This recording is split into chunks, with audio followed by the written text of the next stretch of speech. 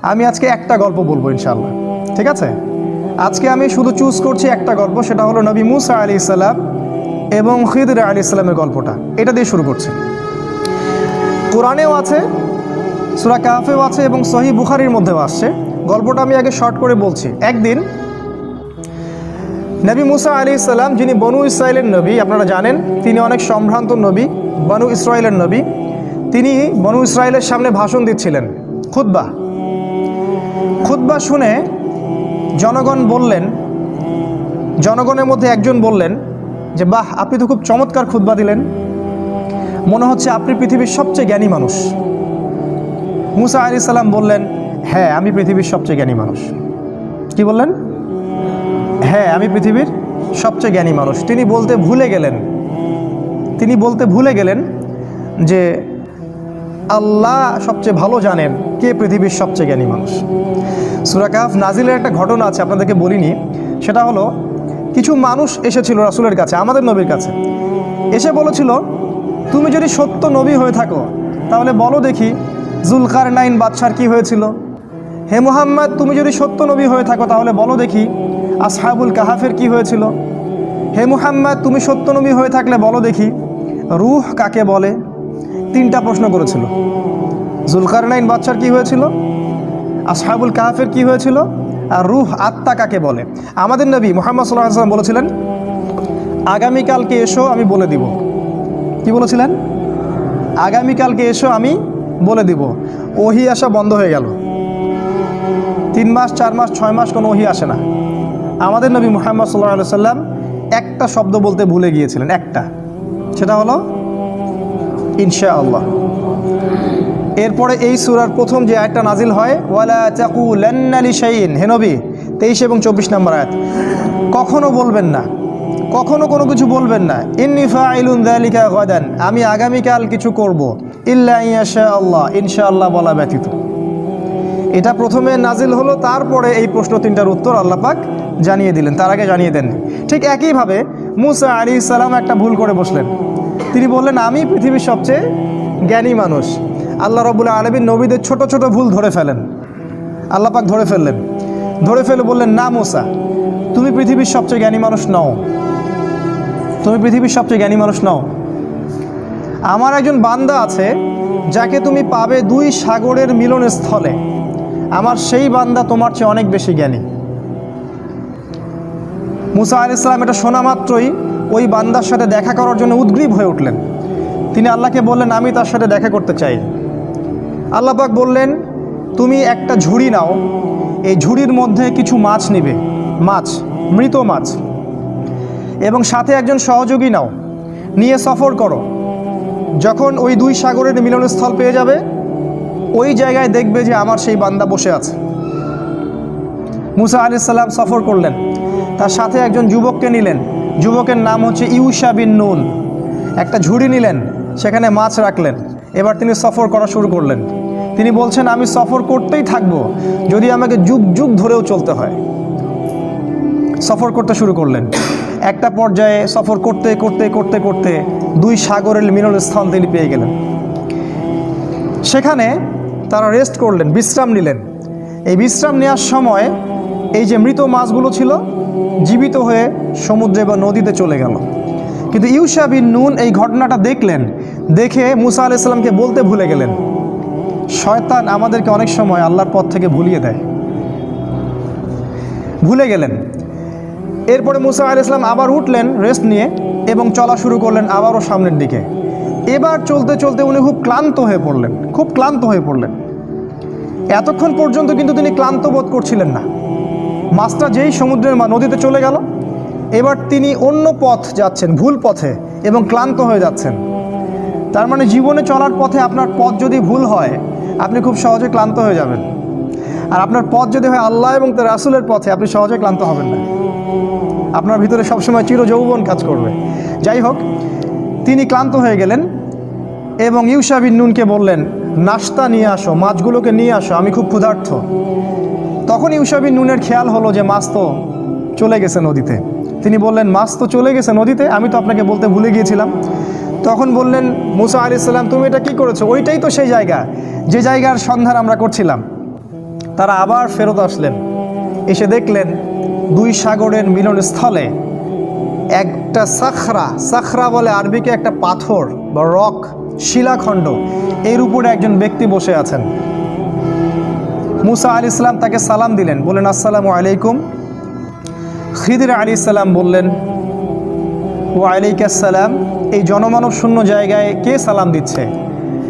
তখন মুসা আলাইহিস সালাম বললেন আমি মুসা।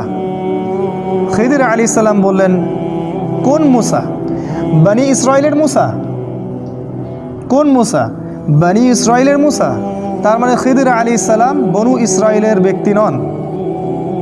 খিদির আলাইহিস সালাম ইহুদি খ্রিস্টানদের কেউ নন, তিনি বনু ইসরাইলের মধ্যে কেউ নন। সালাম দেয়া হলো। মুসা আলাইহিস সালাম বললেন আমি কি আপনার সাথে এই শর্তে থাকতে পারি যে আল্লাহ পাক আপনাকে যে জ্ঞান শিক্ষা দিয়েছেন সেখান থেকে আপনি আমাকে কিছু শেখাবেন? ওস্তাদের সোহবত।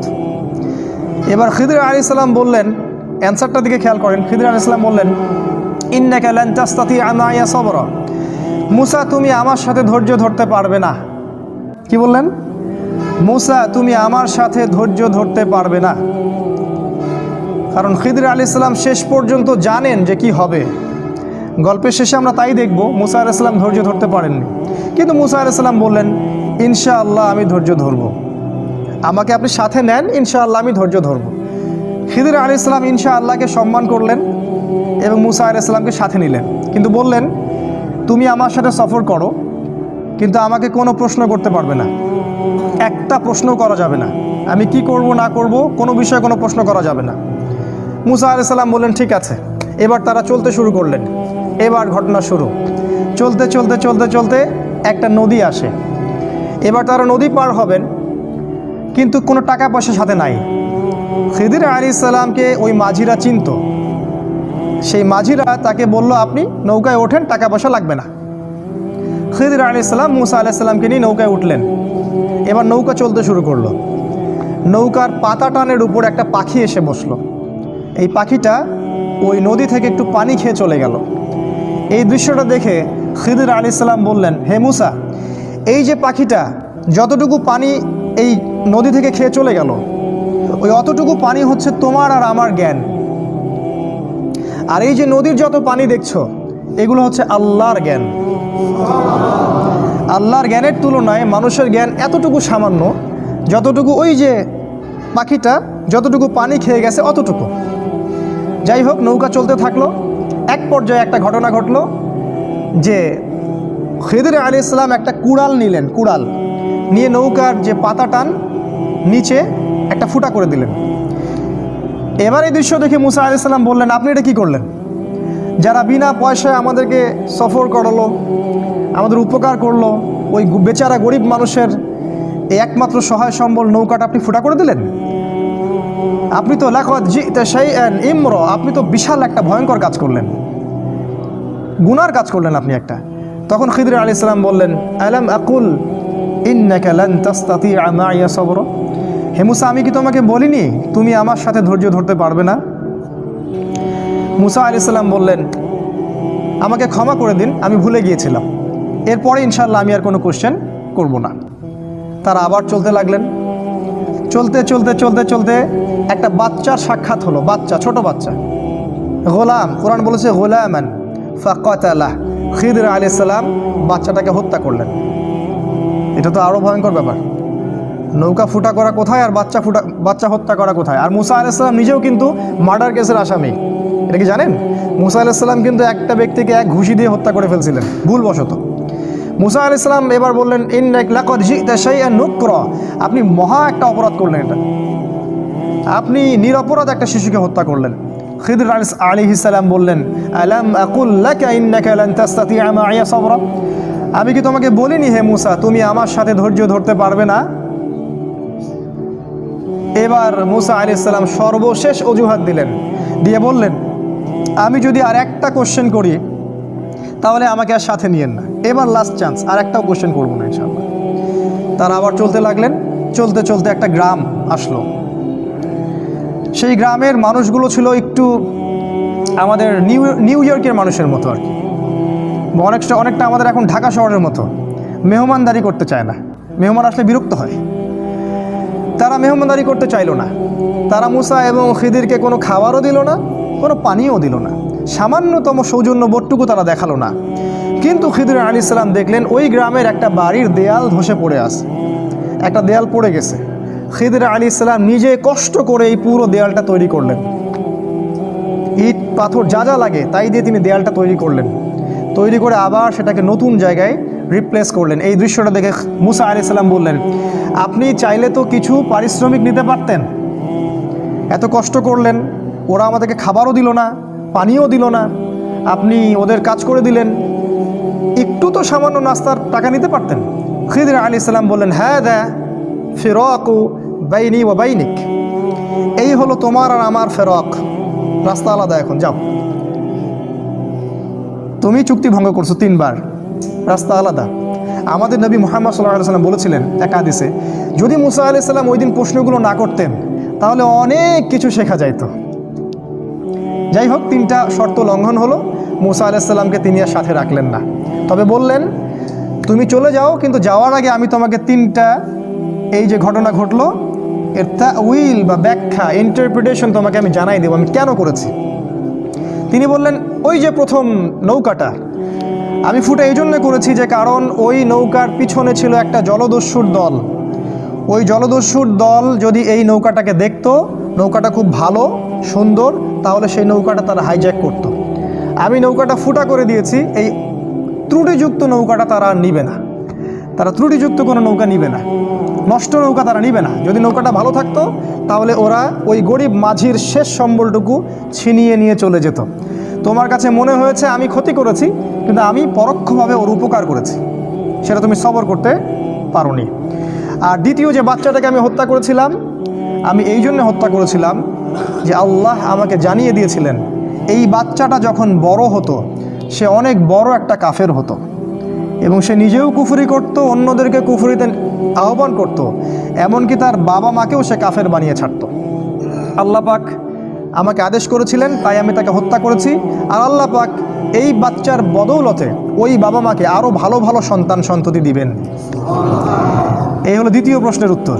আর তৃতীয় প্রশ্নটা কি, ওই যে আমি দেয়ালটা নির্মাণ করলাম, তোমার কাছে মনে হলো যে আমি অযথাই পরিশ্রম করলাম, তো আল্লাহ আমাকে জানিয়ে দিয়েছিলেন যে ওই দেয়ালটার নিচে ওই বাড়ির 2টা এতিম বাচ্চার সম্পত্তি লুকানো আছে। ওই বাড়ির 2টা এতিম বাচ্চার সম্পত্তি ওই দেয়ালের নিচে লুকানো আছে, গুপ্তধন। আল্লাহ পাক চাইলেন আমি দেয়ালটা নির্মাণ করে দেই, ওই বাচ্চারা যখন বড় হবে তখন তারা এই সম্পত্তিটা পাবে। আর দেয়াল যদি নির্মাণ না করতাম তাহলে অন্যেরা ওর সম্পত্তি লুট করে নিয়ে যেত, তারা ভোগ করতে পারতো না। এই হলো 3টা ঘটনার তাউইল, যে ব্যাপারে তুমি সবর করতে পারোনি। খিদির আলাইহিস সালাম সম্পর্কে আল্লাহ পাক বলেছেন, আমি খিদিরকে 2টা গুণ দিয়েছিলাম, জাস্ট 2টা গুণ। এটা বলে শেষ করছি, খিদিরকে আমি 2টা গুণ দিয়েছিলাম, আমাদেরকে এই 2টা গুণ অর্জন করতে হবে। আল্লাহ পাক বলেছেন, আমি তাকে আমার পক্ষ থেকে রহমত দিয়েছিলাম, মানে সে মানুষের প্রতি খুব দয়ালু ছিল। আর তিনি বলেছেন আল্লাহ পাক, ওয়াল্লামনা মিন লাদুন্না ইলমা, আমি আল্লাহ আমার পক্ষ থেকে খিদিরকে জ্ঞান শিখিয়েছিলাম। তাই এই জামানায় খিদির আলাইহিস সালামের মতো হয়ে এই রাতের অন্ধকার দূর করে সোনালি সকাল আনতে হলে আমাদেরকে যেমন 2 চোখ দিয়ে দেখতে হবে, একই সাথে দয়ালু হতে হবে, এবং আল্লাহর পক্ষ থেকে যে জ্ঞানের উৎস, ওই উৎসের কাছে আপনাকে ফিরে আসতে হবে। ইনশাআল্লাহ তখনই দেখা যাবে আমরা শেষ জামানাকে ডিল করতে পারবো, খিদির আলাইহিস সালামের মতো হতে পারবো, যাকে আল্লাহ রাব্বুল আলামিন শেষ জামানার স্কলার রূপে তুলে ধরেছেন। আল্লাহ পাক আমাদের সবাইকে কোরআন এবং হাদিস অনুযায়ী আমল করার তৌফিক দান করুন। আল্লাহুম্মা আমিন।